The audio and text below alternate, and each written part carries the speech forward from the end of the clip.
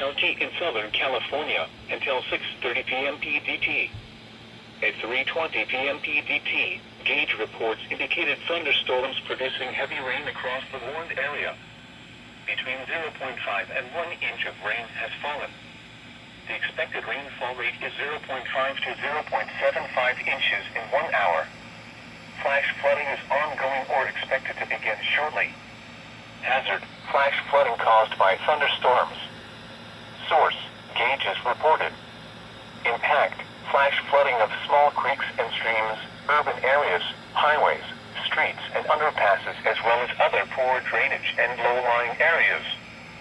Some locations that will experience flash flooding include Northwestern Palm Springs, San Jacinto State Park, Highway 243 between Banning and Idyllwild, Northwestern Desert Hot Springs, Whitewater, Cabazon, North Palm Springs in Morongo Indian Reservation.